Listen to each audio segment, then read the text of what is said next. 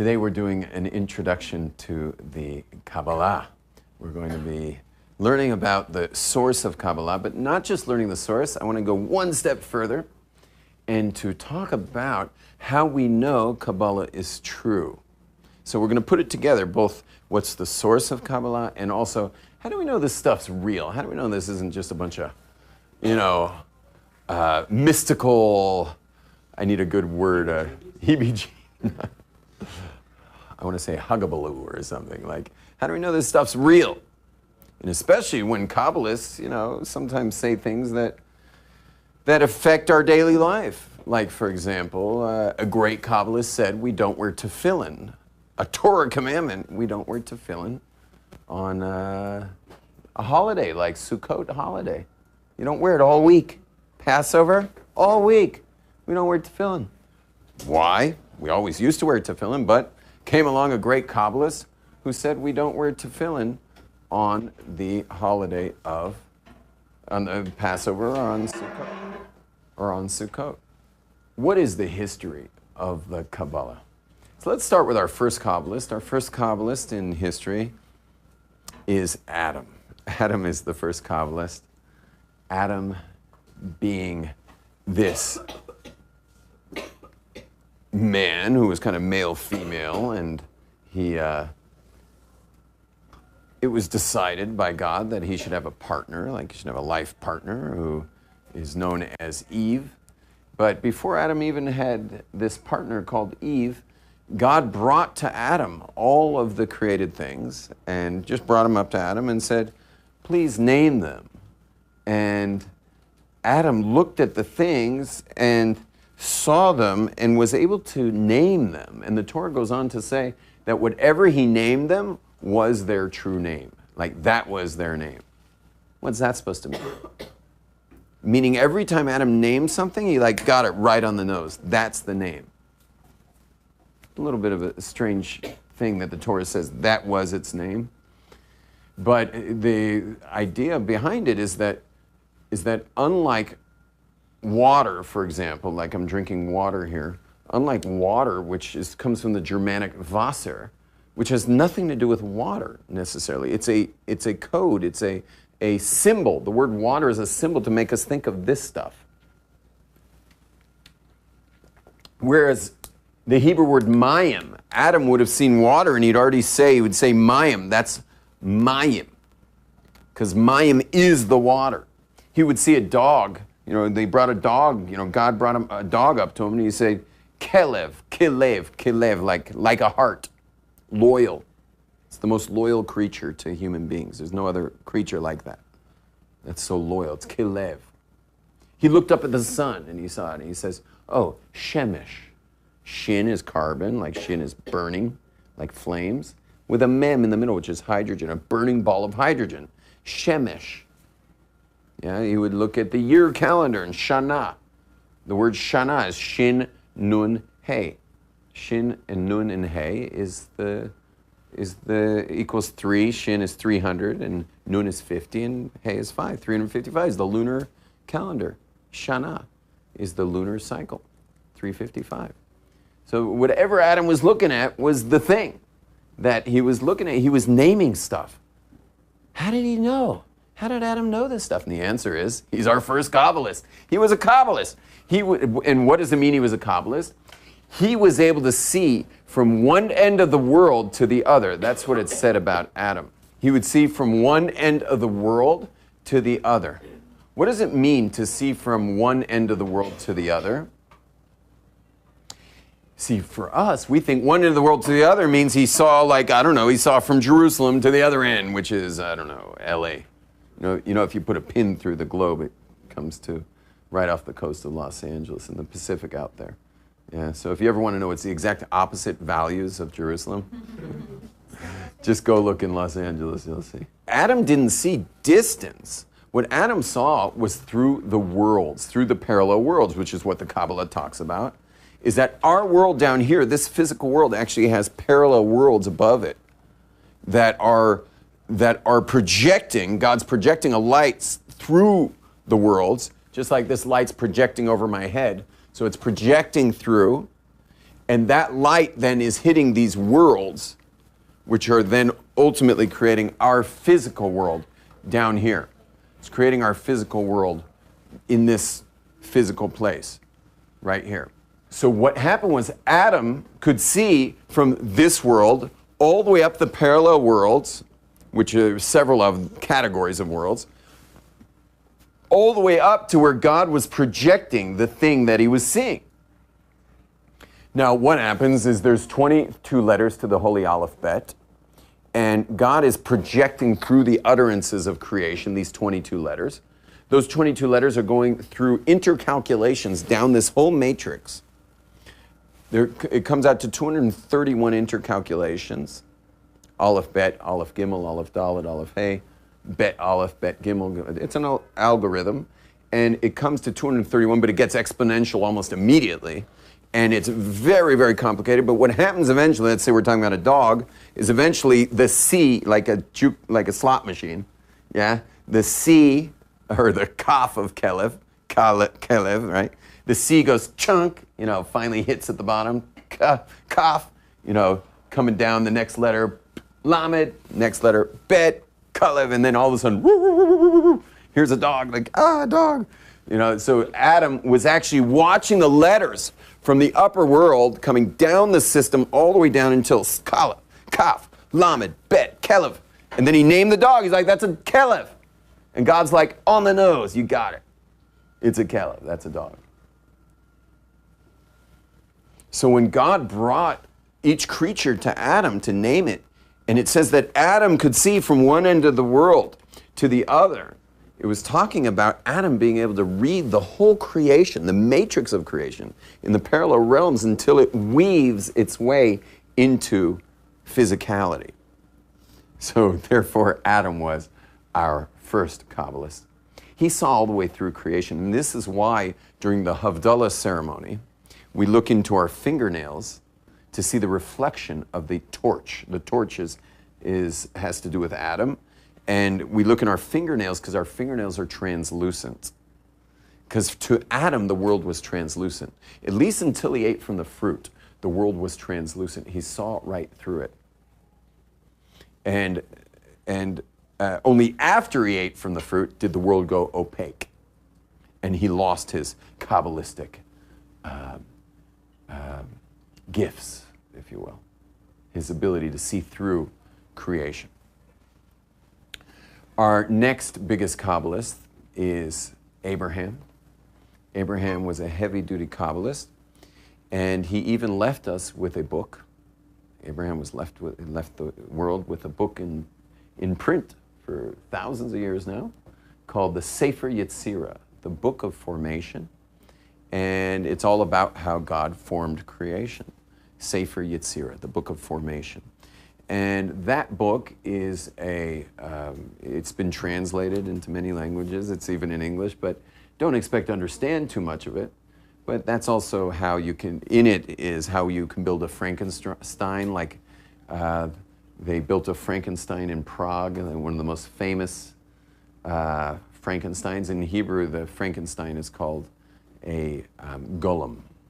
And there was the golem of Prague, where the Maharal of Prague, the great rabbi of Prague, built a golem, a man-made man.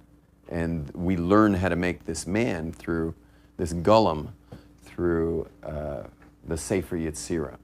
It's the Book of Formation. So Abraham also was a very big Kabbalist.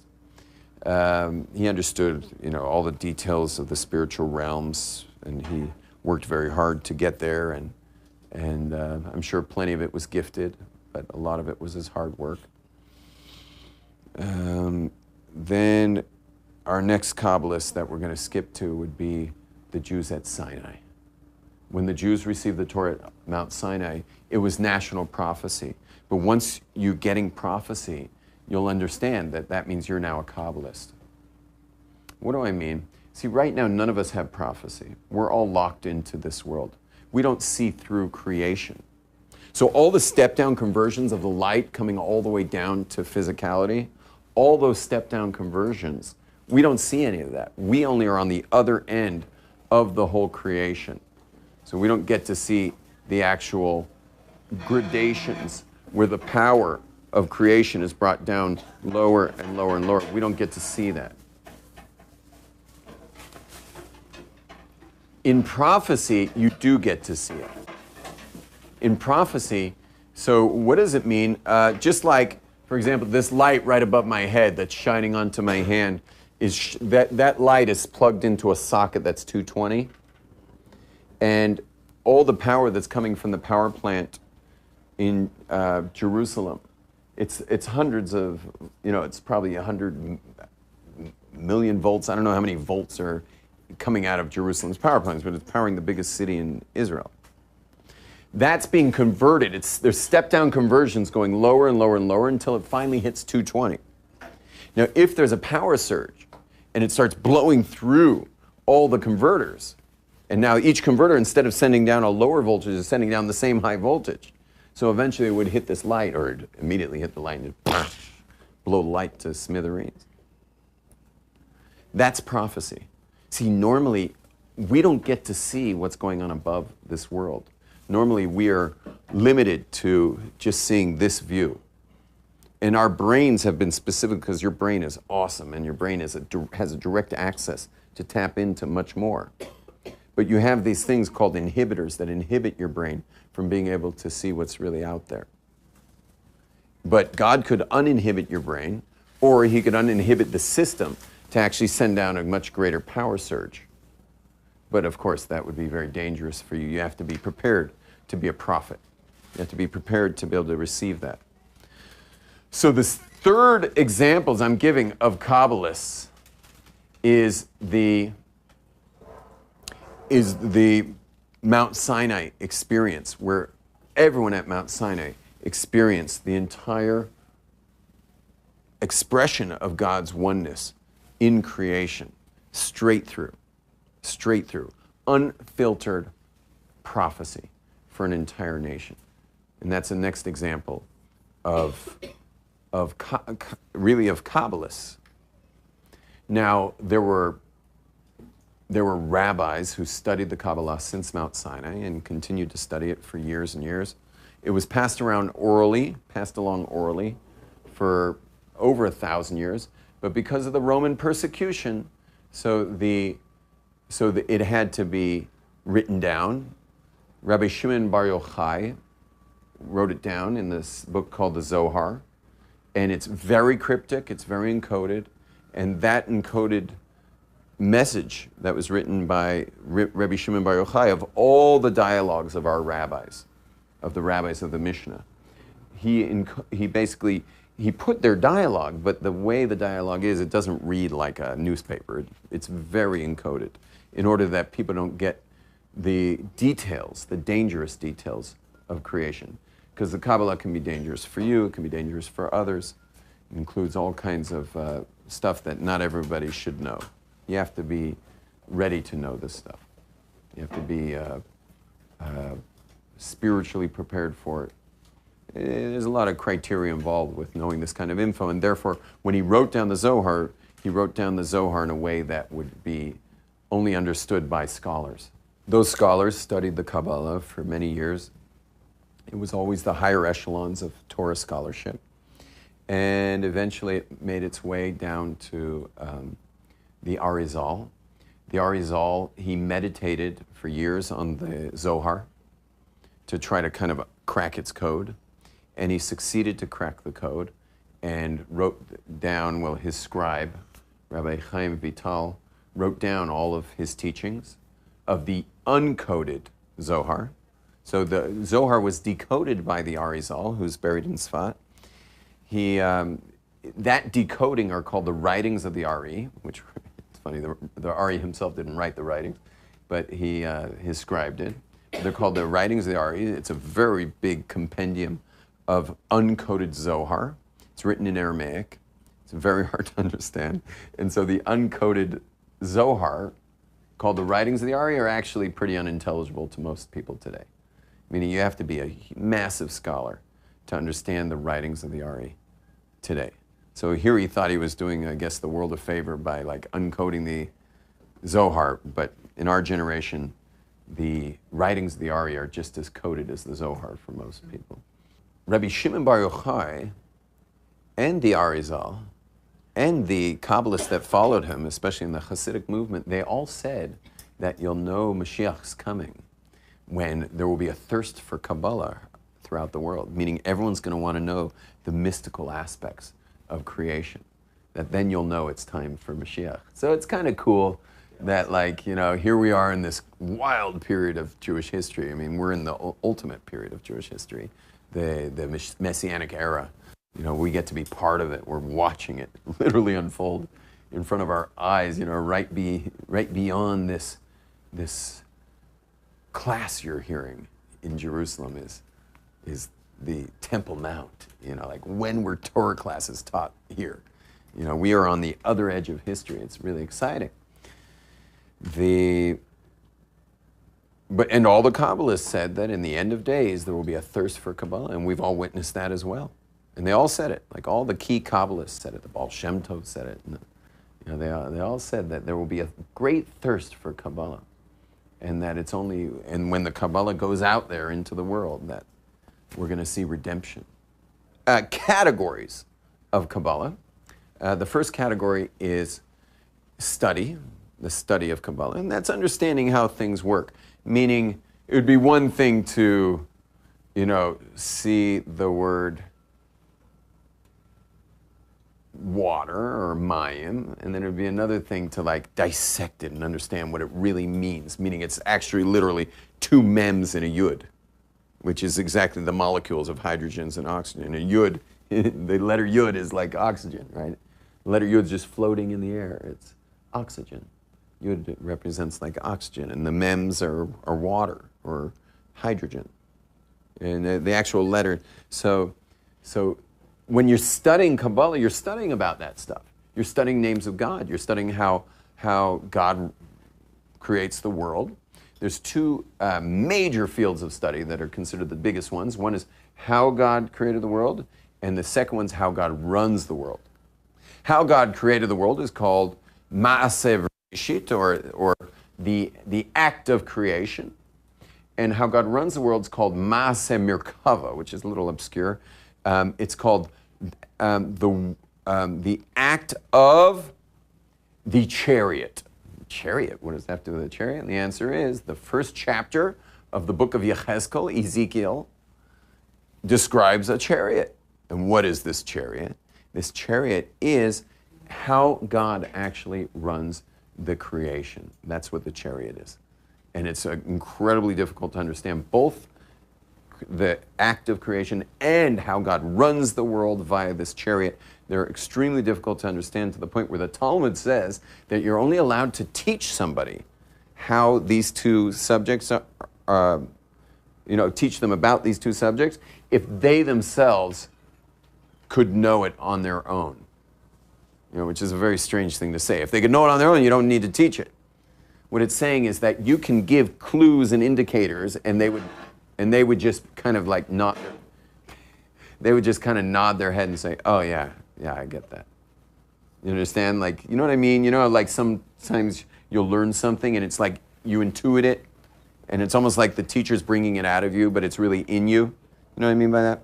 So that's what it's saying. Like, you can only teach the act of creation and the act of the chariot, or how God runs creation is the chariot. You can only teach those things to someone who it's intuitive for them anyway. They're on the level where they have this intuition. And so you're really just drawing it out of them. That's who you can teach it to. You're also only allowed to teach it to 2 people at a time, meaning it's done in groups of 3. Okay, to learn those things. But there's other categories of study. For example, what do things mean? For example, the tefillin. What are these black boxes that we're wearing? So the Torah doesn't describe that, but the Kabbalah does. Kabbalah goes into great detail, into every little law. Like, why does the tefillin have to be above the hairline? Why can't your tefillin be below the hairline? It has to be above the hairline. To the point where it's below the hairline, it's like you said God's name in vain when you made the blessing, if it's below the hairline. It has to be above the hairline because it's got, and so the Kabbalah teaches us it's got to be near the soft spot of the baby. because that soft spot is the window to the brain, to the cerebral cortex, to your frontal lobe of your brain. Because the frontal lobe of your brain, ready for this one? Because the frontal lobe of your brain is an atheist. I mean, what does it do, the frontal lobe? It's just billions of neurons that take in stimulus. Sight, smell, hearing, touch, taste. Well, that doesn't tell me God. When I touch this table, I don't know God. I have to make, I have to make that shift and say, well, really God's in this stuff. But I have to make that shift inside my brain.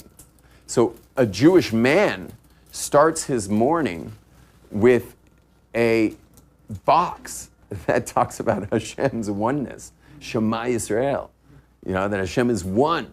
He puts that over this part of his head to perhaps impress upon him for his day that Hashem is all there is, and that's reality. So it explains the mitzvah. The same explanation explains mezuzah when you leave your house, to touch that mezuzah before you leave the house, because your home you can create as a sanctuary of godliness. Once you walk out into the city streets, other stuff's going on out there. And before you leave your house, you want to touch that mezuzah and just kind of go, walk out the door and just be like, this is all God too. Everything's God. And you want to use every mezuzah you see. You want to go head over to that mezuzah, touch that one. Okay, you're on your way to a business meeting. There's a mezuzah on that shoe store over there. Grab that mezuzah, go up, you just walk up Jaffa Street, kissing every mezuzah you find, just that way when you see the train drive by, you just be like, whoa, there's God in the form of a train.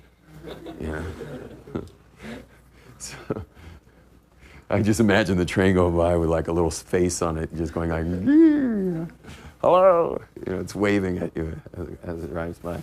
So the Kabbalah, the other form of study of Kabbalah is all the details of the commandments. What are all those things? What is each of those mitzvahs that we do? And also the prayer book, you got the Jewish prayers that we read. What do you think? These are like just a bunch of like things we got to make our lips busy with? Baruch atah this, Baruch atah that, and, hallelujah that, and like, no, every word has a numerical value. Every word has an essence to it. Every word's taking you, every psalm of King David, you click on that psalm, it takes you to a whole website of discussing what it's really about, what's really happening in there. So it's going into all the details. You got a story about Abraham in the Torah. The Kabbalah is going to go deeply into what that's about. And what is even the name Abraham? And the fact that it equals, when you add it all up, it equals 248. Is that coincidental that there are 248 positive commandments? And Abraham's known for like proactively like going into the world and like making a difference? And that's the positive commandments. His name is 248. This is another thing that the Kabbalistic study is going to teach you. He's called Avraham. Well, doesn't that sound like father? And then it's the name is his first name was Avram. Then he gets this hay in his name. What does it mean to get a hay in your name? You see, Yonatan was Yonatan. Then he gets Yehonatan. Now he's Yehonatan. Sarah was Sarai, and she gets a hay, and that's Sarah. What are these hays people keep getting? Yoshua gets Yehoshua. Why do people keep getting hays? What are these hays all about? You go into Genesis, and you get a small hay. Small hay in the second chapter. I think the fourth line of the second chapter of Genesis, you get a little hay. And it says, these, Elu told us, these are the products of creation. Bihi baram, in their having been created with a hay. Bihi baram. But it's a little hay in the Torah. Why is there a little hay? You're going to have to look at the Kabbalah to understand that. The Kabbalah is going to explain why is there a little hay. Should I tell you why there's a little hay? Yeah. Behi baram. So our Kabbalists have two teachings off that. One is don't read Behi baram, rather read Behe baram, that God created the whole world with the hay. Which hay? The final hay of God's name. His name is spelled Yud, and then, right, Hey, and Vav, and Hey. That final hay is what God used to create the world. So it says, these are the products of the heaven and the earth. With a hay, he created them. You need the Kabbalah to know that. And what does it mean that he created the world with a final hay? And why is the hay little? Why is the letter of God's name little? You want the answer for that one too? The reason it's little is because, I mean, think about it. Could there be a more humble being than God? You know, you're God creating the whole world, and yet you don't see him. He's little. He makes himself little. He lets you be big while he just is behind the scenes, you know, like some old bubby or something, you know, who like made the whole meal but like won't take a compliment. You know, God's an old bubby. He creates the whole universe, and there's nothing but him, yet no one sees him. In fact, you even meet people who don't even believe in him. And God still creates him. Still creates him, creates his taste buds and his optical nerves and that are pulling in all this stuff and lets him enjoy the beauty of music, lets him even create music. You could have an atheist violinist using the energy of God to create beautiful pieces on the violin. And God's just like, that's cool. You want to ignore me? Okay. Make some good music though. You know, make people happy. You know, hope people enjoy the music. You know, and I'll protect your hands, even though you're into, extreme sports. So you can keep playing that music. Yeah, God's like super humble. It's a little hay. The other one is, the other teaching is, Al tikre behibaram, don't read in their having been created, rather read be'avraham. Because the word behibaram in their having been created is the same exact letters as be'avraham, in Abraham. These are the products of heaven and the earth in Abraham. What does it mean that they're in Abraham? Meaning Abraham fulfilled the purpose of having created heaven and earth. Because Abraham made this his life. And so therefore, the heaven and earth were all created basically for Abraham. And not from like an ethnocentric way, like, oh, the world was made for me. You know, that's not what it's saying. What it's saying is the whole point of the world was fulfilled by Abraham. Because God created the world for relationship, and Abraham was the one who clawed his way through the physicality of creation. He made that relationship. It says the same thing about the Jewish people at Mount Sinai. God created the whole world for the Jewish people. What does that mean? It means we get to walk around like God created the world for us. No, what it means is that we're, by living Torah, by living the mitzvahs, we're developing a relationship, which was the whole point of creation. And because we're fulfilling the point of creation. So it's like the world was created for us. Now, God created the world for everyone, for every being, every mineral, plant, animal, human being. Created it for everybody. But because we, by accepting and living the relationship with God, so it says that the world was created for us because we actually fulfill the creation, the point, which is this relationship. That was a very long explanation of the study of Kabbalah. But you guys get the picture more or less? So we had how God creates the world. We have how he runs the world. That's the chariot. And we have also what are the meanings of the commandments. And we also discussed how do you actually explain the verses of the Torah, whether it's Psalms or it's Genesis or it's a story about Abraham or whatever it is. It's explaining what the creation is all about. The second category of Kabbalah is meditation. It's using names of God. There's many names of God, and you use the names of God and to go on trips, if you will, to trip on the names of God. And to go on these journeys, meditative journeys, you go into meditation and you take these journeys into parallel realms, which we discussed a little bit, going into these parallel realms and going on these journeys. And there's a famous story of the Talmud of 4 great rabbis who actually went on such a journey. And they didn't do so hot in this story. You know, it says that 4 went into the orchard, went into this meditative state called the orchard. Pardes, which is the Hebrew word of an orchard, Pardes, which is where we get the English word paradise, because all words come from Hebrew. Paradise and Pardes, orchard. And the four men went into the orchard, the four rabbis, and only one of the four came out okay. That was Rabbi Akiva. He's the only one who really survived it. And that's meditation of the Kabbalah. So the first was study, the second is meditation, using names of God. Most of the meditations, there's 26 types of meditation. Most of them are microfiche in Hebrew University. You don't meet a lot of people who know how to do Kabbalistic meditation, but there are still some sorts and some forms of meditation that people are doing. It's pretty rare. These days, most people are meditating on their smartphones. Third type of Kabbalistic,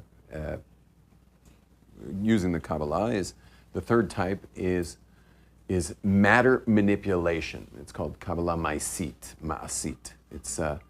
It's actually using the names of God that you might have been meditating on to manipulate matter, to actually like bend spoons, if you will. I mean, not that a Kabbalist would ever bend a spoon. I think God would probably go like, you know, if a guy's doing tricks with Kabbalah. You weren't supposed to do tricks with Kabbalah, although there have been a couple irresponsible Kabbalists. Most famous irresponsible Kabbalist who was just like doing party tricks. You know, it could be JC was doing party tricks, but the biggest, most famous in Jewish history of the party trick Kabbalist was a man by the name of Shabtai Tzvi, who lived several hundred years ago in Europe. He was doing party tricks and getting everybody all excited because it was a very ignorant time. Jews were living in poverty. They may have been literate, but they weren't scholars, and it was tough times. And we were always under the gun of the nations around us. It was not good times. And comes along Shabtai Tzvi to like save the day with his little like, you know, poof, and using God's names for all this stuff. Whatever, that ended in absolute disaster. Like millions of Jews lost the path of Judaism over this guy. And that's why you might have heard, at least in Europeans, Sephardic Jews never embraced this, but at least in the European world, Kabbalah became limited to people who were over the age of 40, knowing all of Torah. They have to be married, they have to have kids, they have to like be super grounded and stable to learn the Kabbalah. The Sephardic Jewry never embraced this ban on Kabbalah or this kind of criteria. They continued studying Kabbalah in, you know, kindergarten. Just to mention regarding that ban is the dangerous Kabbalah is that they want people not studying until they're ready for it because of you know, various reasons. That dangerous Kabbalistic stuff is no longer accessible today, so we don't have to worry about that anymore. It's not, no one would be able to understand that stuff. I myself, I mean, I've been kind of emphasizing in the mystical traditions of Judaism for over 20 years now. Whenever I find my way to a piece of Torah that's the dangerous stuff, I never can make heads or tails. I don't understand what in the world's going on over there. We're just not on that level anymore. We're not on the level of scholarship anymore to be dangerous, for Kabbalah to be dangerous to ourselves or to anyone else by you having studied it. Is that clear? So we don't have to worry so much about that ban. Matter manipulation was used also responsibly, most notably, and this is a little controversial because a lot of people want to deny this happened, but the first pope was actually a Jewish scholar. And this first pope, who was this great scholar, he was not a pope, he was a rabbi living in Jaffa. He was a fisherman. And to this day, the pope wears a ring that has a fisherman on it from this first pope. But the first pope was actually just a great rabbi. And the Jews were being terribly hassled by the early Christians who were hanging around Israel. And he had an idea. He says, if you give me permission, he went to the sages. He said, if you give me permission, I would like to go to the temple and ask the Kohanim for certain names of God that only they're allowed to use. And I will use them, create miracles, get all the Christians excited about it, and then move them out of Israel. And he says, but I'll do it under one condition, that the punishment for doing such a thing will fall on all of us. I don't want to take all the blame. Meaning I'll be the fall guy, but we're sharing the punishment from heaven for using the names of God for this. And they agreed. He went to the temple and he got the names from the Kohanim, and he started doing acts of wonders for the early Christians. And when they all got like kind of rallied behind him, he says, we're moving to Rome. And everyone's like, what? And he says, that's right. It's the word of God. We're moving to Rome. And all the early Christians were like, Rome it is. You know, we're with Bozo. You know, and they all went to Rome. This was 2,000 years ago. It's the time of the beginning of Christianity. And they moved to Rome, and he became known as the first pope. I'll give you one more example, and that is a group of Kabbalists used the names of God for rain during an extreme drought about, I could tell you exactly how many years ago if I knew any math, but it would be, this is the 6th year of the Shemitah cycle, and it was 7 years ago, so it was the 6th year of the previous Shemitah cycle. We needed rain really bad. Israel just did not get any rain. And so these Kabbalists went up in an airplane, not that Kabbalists need an airplane, but they did it. They made a whole media event out of it. And they went up in an airplane and they flew around Israel, I think 3 times. They flew over Israel, something that wouldn't be recommended today, given the war we're in the middle of. But they flew around Israel 3 times, saying these very specific names of God that have to do with rain, and including the certain supplications that bring rain. And lo and behold, satellite picture, you know, clouds form over the land of Israel. There was no rain in Europe. There was no rain in north of us, nor the rain in Turkey. None of the rain even went over to to Jordan. Literally clouds just formed. By the time they got back to their cars from the airplane, it started pouring rain. I'll never forget the day. And it was pouring rain in Israel. It was in the news that they were doing it. And I remember, because I flew out into that storm, I'm like, oh great, now I got to die because of these Kabbalist storm here. You know, I took off in the storm, and when I landed in New York, I called my wife right away, and I was like, honey, is it still raining? And she's like, it's raining, cats and dogs. You know, it was still raining, and it rained for days, and the rest of the winter continued raining properly. But that was like 3 days of just of a downpour that these Kabbalists pulled off. Because the same group of Kabbalists did an exorcism also in Dimona, where our nuclear power plant is. There was a possession there, and they did this was also live Israeli television, an exorcism on live television. And yeah, actually a lot of people became observant over that while watching that. They're just like, you know, there must be a God, you know, watching the, you know, exorcism going on down there. And this lady had a man's voice, and she was like, it was like trying to strangle her from inside. It was her. How do we know this Kabbalah stuff's true? We're going to close with that. How we know the Kabbalah is true. How do we know this stuff's real? And the answer is very simple. It's just a little bit of you have to know a little algebra. Okay, a little algebra, because if A equals B, then and B equals C, then A equals C type thing. So it's like this. I think the real question that one has to ask or get an answer for is the Torah divine? If you know that the Torah is divine, you already have your answer that the Kabbalah is real. Let me explain why. You see, if Torah is divine, if you say the Torah is divine, so now you have a book that's from God, okay? It's totally divine. Well, if you look in the Torah doesn't explain how to do the mitzvahs. It keeps saying, do this, do that, do the other, but it never tells you how. Which means you've got to have an oral tradition to explain how to do things. For example, we already brought up the tefillin. It says, totafot, put totafot between your eyes, but it never explains what totafot are. It tells you on Shabbat, in no uncertain terms, don't do malacha. But it never tells you what malacha is. The Torah tells you to slaughter animals. You want to eat an animal, you got to slaughter it according to my instructions. Oh, great. Let's flip through and find the instructions. Guess what? No instructions. It has to have an oral law. There's no way for our Torah without an oral law. If you don't have an oral law for our Torah, you don't have a Torah. So once you say the Torah is divine, what does that mean about the oral law, the instructions? That they're also divine. It's just the rabbis throughout the generation transmitting down the generations how to do the mitzvahs. How do you actually do them? Most of oral law is just how to do the mitzvahs. I know a lot of people have issues with rabbis and stuff, but really they're just trying to explain how to complete a mitzvah from beginning to end. How do you do the mitzvah? That's the oral law, how to do the mitzvah.